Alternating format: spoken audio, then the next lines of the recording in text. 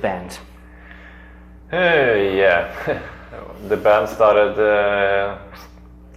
around 2000 basically, and that's when we started to become more serious with the band. Basically, Trym and myself used to play in Emperor, and we sort of still play in Emperor, as Emperor is currently doing some live shows around the world.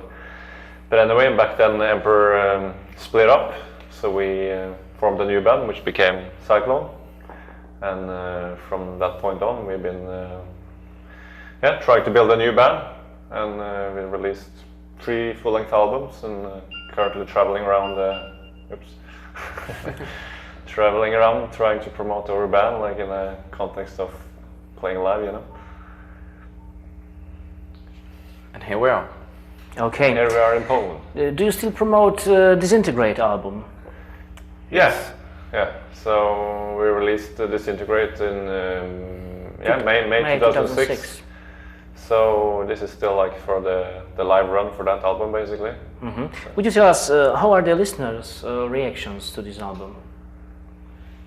Yeah, it's been very good. I definitely think that album has lifted Zyklon another step up as far as both technicality and production, and as a band.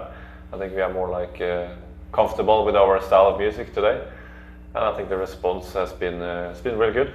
So yeah. Mm-hmm. Yeah, and also this album was the first album that we had like a full lineup that we still have today. So I think we all felt more, secure about the material we had before we went to the studio. So this is like the lineup that we want to have in the future as well.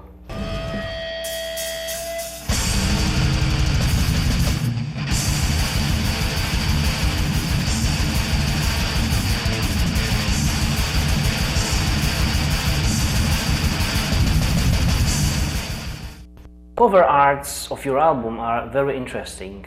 Yeah. What can you say us about this cover arts?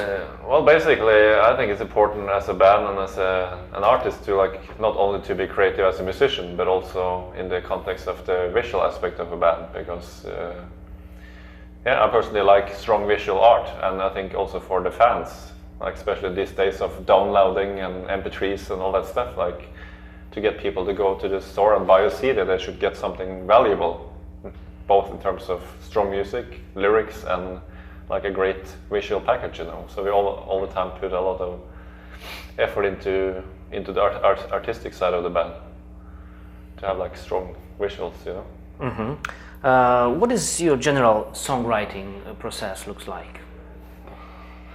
Well, we all get together in the rehearsal place and try different ideas, and usually the guitar players have new material ready, and we try different kind of drum parts and different style to make every part as good as possible. Yeah. So we spend a lot of time doing the arrangement for every song and make the song complete in itself, and also that all songs fit together as a whole album. Yeah. So I think the part that we have progressed most within Zyklon, I believe, is the arrangement part of the music. So basically, to write better songs. Yeah. They usually, as you said, we start writing individually, and then we bring it to the rehearsing room and work on it as a band unit. Yeah, and it's much easier to come up with new ideas when if you have something, then you can find something that match that kind of part.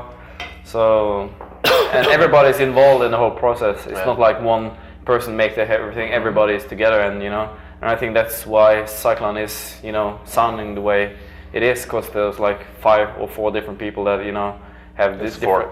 Well, with lyrics as well, because we actually try to make some arrangement, lyrics wise, on this album before we went in the studio, and not just make the lyrics in the end.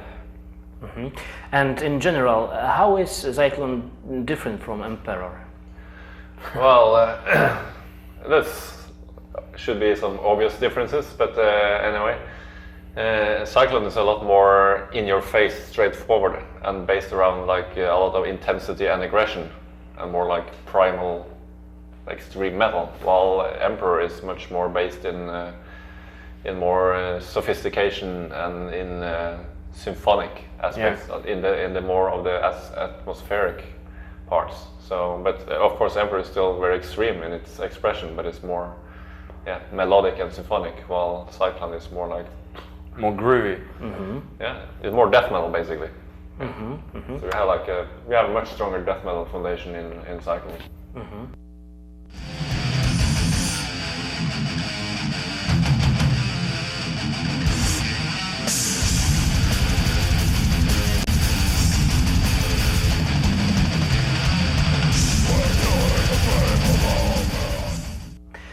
Besides your band, what do you think about extreme metal scene in Norway nowadays?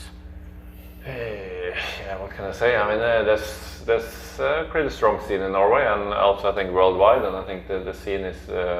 I mean, before we used to have a very pure black metal scene. Everything was like black metal.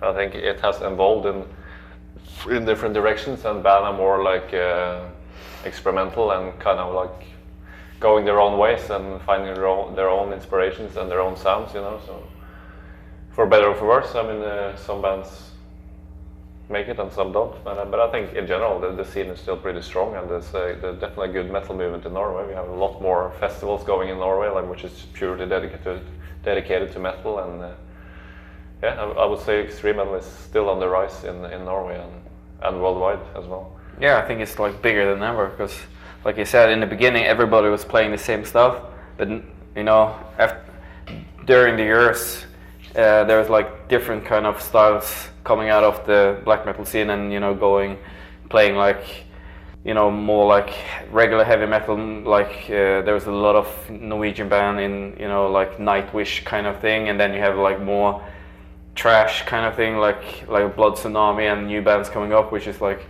So I think the Norwegian black metal scene is like bigger than ever now. Okay, and at the end I'm going to name a few people, and I want you to tell me if you would sit and have a drink with these people, okay? I will always have a drink. Okay, but the first one is Hannibal Lecter. Yeah, without the Chianti it would be good. The second one, Adolf Hitler. Probably not. Unless you could convince him to think in other ways. That would change things. And the last one, Jesus Christ. He's a heavy drinker, I heard. Yeah. Well, I'm not into this whole wine thing.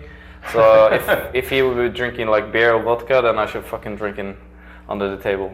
Should be easy. Okay. Thank you very much. No problem. No problem.